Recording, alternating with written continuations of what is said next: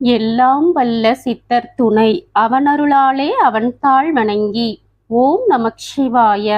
இன்னைக்கு பதிவுல 64 சிவமூர்த்திகள்ல காமதகனமூர்த்தி தத்துவத்தை பத்தி தான் பார்க்க போறோம். இறைவன் தட்சிணாமூர்த்தியாக சனாகதி முனிவருக்கு ஞான உபதேசம் செய்திட்டு இருக்காரு. அந்த சமயம் அம்பிகை தவம் இயற்ற போயிடுறாங்க. தச்சன் மகள் என்ற அகப்பெயரை நீக்கிக் கொள்ள எம்பெருமான் கிட்ட அனுமதி பெற்று தவமேற்று போயிடுறாங்க. அம்பிகை பிரிந்திருந்த சமயத்துல யோக நிலையில தட்சிணாமூர்த்தி திருக்கோலம் கொண்டு சனகாதி முனிவர்களுக்கு யோக நெறிமுறைகளை சொல்லி தந்துட்டு இருக்காரு. அதே சமயம் மகேந்திரபுரியை ஆட்சி செஞ்சிட்டு இருந்த சூரபத்மன் என்ற அசுரன் தேவர்களுக்கு கடும் இன்னல்களை கொடுத்த வண்ணம் இருக்கான். அந்த சூரபத்மனை எதிர்க்க முடியாம திருமால், பிரம்மன், இந்திரன் எல்லாரும் பின்வாங்குறாங்க. அந்த சூரபத்மனை அழிக்கணும்னா ஸ்ரீ முருகப்பெருமான் தோன்றினால்தான் அழிக்க முடியும் அப்படின்னு தேவர்கள் எல்லாம் ஆலோசனை பண்ணிட்டு இருக்காங்க. இறைவனோ யோக நிலையில இருக்காரு, இறைவியோ தவம் ஏற்ற போயிட்டாங்க. அப்புறம் எப்படி முருகப்பெருமான் தோன்ற முடியும் அப்படின்னு மன்மதனை அனுப்பி இறைவனோட யோக நிலையை கலைச்சிடுவோம் அப்படின்னு முடிவு பண்றாங்க. இதனால மன்மதனை அழைச்சி இந்த விஷயத்த சொன்னதும் மன்மதன் கலங்குறான். யோக நிலையில் இருக்கும் இறைவனின் நிஷ்டையை கலைச்சா தனக்கு ஆபத்து வரும் அப்படிங்கிறத அவன் உணர்ந்திருக்கான். அதனால அவன் அதை மறுத்து பேசுறான். உடனே இது தேவ காரியம், கண்டிப்பா செய்யணும் அப்படின்னு சொல்றாங்க. நீ மறுத்தா இப்போதே உனக்கு ஆபத்து ஏற்படுத்துவோம் அப்படின்னு மிரட்டுற மாதிரியும் பேசுறாங்க. உடனே மன்மதன், உங்களால நான் இறக்கிறதுக்கு பதிலா நான் சர்வேஸ்வரனாலேயே இறந்துக்கிறேன், அது எவ்வளவோ மேல் அப்படின்னு இந்த தேவ காரியத்தை செய்ய முடிவு பண்றாரு மன்மதன். நிஷ்டையில இருந்த சிவபெருமான் மீது தன்னோட ஐங்கணைகளை மன்மதன் ஏவுறான். உடனே சிவபெருமான் கோபத்தோட தன்னோட நெற்றி கண்ணை திறந்து மன்மதனை பார்க்கிறாரு. பார்த்த அடுத்த கணமே மன்மதன் எரிந்து சாம்பலாயிடுறாரு. இப்படி சிவபெருமான் நெற்றி கண்ணால எரிச்ச காரணத்தால அவருக்கு காமாரி என்ற பெயர் வருது. அந்த காமாரியே காமதகன மூர்த்தியாக பெயர் பெறாரு. பொதுவா யோக நிஷ்டையில் அமர்ந்து இறைவனை நோக்கி கடும் தவம் இருப்பவர்களுக்கு பல வகையான இன்னல்கள் வரும். அவங்களோட தவத்தை பரிசோதிக்கிறதுக்காக பல இன்னல்கள் வரும்.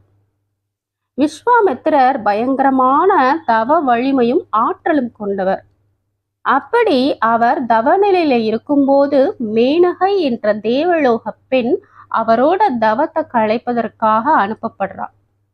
வைராக்கியம் மிக கொண்ட அந்த விஸ்வாமித்திரரே காமனுடைய கணைகளால தாக்கப்பட்டு மதிமயங்கி போயிடுறாரு. இந்த மன்மதனுடைய கணை அப்படிங்கிறது எவ்வளவு விவேகம் உள்ளவர்களையும் ஒரு கணத்துல வீழ்த்திடும் சக்தியை படைச்சது. மன்மத கணையானது தவ வலிமை படைத்தவர்களின் ஆற்றலை மேலும் மேலும் பிரகாசிக்க செய்யறதுக்காக விடுக்கப்பட்டது. இந்த மன்மத கணையினால் தாக்குண்டு தோல்வி அடைஞ்சவங்க மறுமுறை எச்சரிக்கையா இருப்பாங்க. அதனால் மன்மதனின் கணை என்பது பட்டை தீட்டப்பட்ட வைரமானது ஜொலிப்பதை போல தவம் செய்யறவங்கள மேலும் வைராக்கியம் உள்ளவங்களா மாத்தி இறைவனோட ஆனந்த பிரகாசத்துல அவங்கள கொண்டு சேர்க்குது. அதன் காரணமாத்தான் தேவர்களுடைய உலகத்துல மன்மதன் என்பவன் படைக்கப்படுறான். தற்காலத்திலும் காமனின் கணைகளால தாக்குண்டு மயக்கமுற்று மாயையில் கிடைப்பதை நம்ம கண்கூட பார்க்கிறோம். அந்த மயக்கத்திலிருந்து விடுபட வேண்டுமானால் காமனை நெற்றிக்கண்ணால் அளித்த அந்த சர்வேஸ்வரனின் அருளின்றி நம்ம காமனை வெல்ல முடியாது. தேவர்கள் மன்மதன இறைவனையும் இறைவியையும் சேர்க்கும் நல்ல நோக்கத்துக்காகத்தான் அப்படி செய்ய சொன்னாங்க. அப்போதான் சூரபத்மனை அழைக்கக்கூடிய ஸ்ரீமுருகப்பெருமான் அவதாரம் எடுப்பாரு அப்படின்னு ஒரு நல்ல விஷயத்துக்காக தான் மன்மதனை அனுப்பணும். சிவபெருமான் அவரை எரிச்சு சாம்பலாக்குறாரு. ஏன் சிவபெருமான் அவரை எரிச்சு சாம்பலாக்குறாரு? நல்ல விஷயத்துக்காக தான் அனுப்பப்பட்டாரு. அப்படி இருக்கும்போது ஏன் இப்படி நடந்துச்சு அப்படின்னு பார்ப்போம். எத்தகைய நல்ல செயலா இருந்த போதும் காலம் கணிகின்ற போதுதான் அதை நிறைவேற்றணும். காலம் கணிந்து வர்றதுக்கு முன்னாடியே நாம ஒரு செயலை செய்ய தொடங்கினா வெற்றி நமக்கு கிட்டாது. இறைவன் யோகத்துல அமர்ந்து சனகாதி முனிவர்களுக்கு ஞான உபதேசம் கொடுத்துட்டு இருக்காரு. அந்த உபதேசம் நால்வருக்கு மட்டும் இல்ல, எல்லா உயிர்களும் அதை அறிஞ்சு மிக உன்னதமான நிலையை அவர்கள் எட்டணும் அப்படிங்கிறதுக்காகத்தான் உலகத்து உயிர்களை விடுதலை அடைய செய்யற மகத்தான பணியை எம்பெருமான் செஞ்சிட்டு இருக்காரு. அந்த சமயத்துலதான் மன்மதன் ஐங்கணைகளை சிவபெருமான் மீது ஏவுறாரு. பொருத்தமில்லாத காலத்துல மன்மதன் செய்த இந்த செயலின் காரணமாத்தான் எம்பெருமான் கோபம் கொண்டு நெற்றிக்கண்ணால எரிச்சிடுறாரு மன்மதனை. தேவ காரியத்துக்காகத்தான் மன்மதன் அப்படி செஞ்சான் அப்படின்னாலும் கூட அது சரியான நேரம் அல்ல. அதனாலதான் மன்மதன் அழைக்கப்பட்டான். எந்த காரியம் ஆற்றுவதா இருந்தாலும் காலம் அறிஞ்சு ஆற்றணும் அப்படின்னு நம்ம முன்னோர்கள் சொல்லியிருப்பாங்க. தகுந்த கால நேரம் பார்க்காம எதனையும் முன் யோசனையும் இல்லாம செஞ்சா எல்லா காரியமும் கெட்டு போகும் என்பதை உணர்த்துறது தான் இந்த காமதகனமூர்த்தி கோலம். இறைவனை நிர்பந்தித்து ஒரு காரியத்தை நிறைவேற்ற தேவர்களால, ஏன் 14 லோகத்துல உள்ளவங்களாலையும் முடியாது என்பதை உணர்த்தும் கோலமாகவே இந்த காமதகனமூர்த்தி இருக்காரு. இந்த காமதகனமூர்த்தியை குறுக்கை என்ற ஊர்ல தரிசிக்கலாம். இம்மூர்த்தியை வணங்கினா நம்மளோட அறியாமை அகலுமாம்.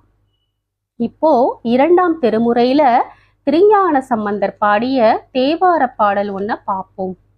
விண்ணவர்கள் வெற்பரசு பெற்ற மகள் மேய்த்தேன் பன்னமரும் மென்மொழியாயினாலை அணைவிப்பான் எண்ணிவரு காமன் உடல் வேவ எரிகாலும் கண்ணவன் இருப்பது கருப்பரியலூரே.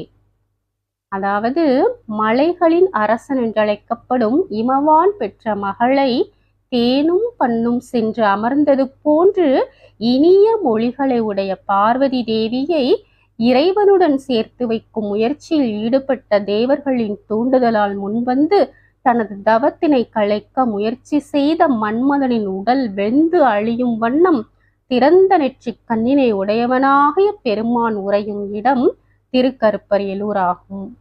எனவே நாமும் காமதகனமூர்த்தியை மனமுருக வேண்டி எல்லாம் வல்ல இறைவனின் திருவருளை பெறுவோமாக. ஓம் நமக் சிவாய.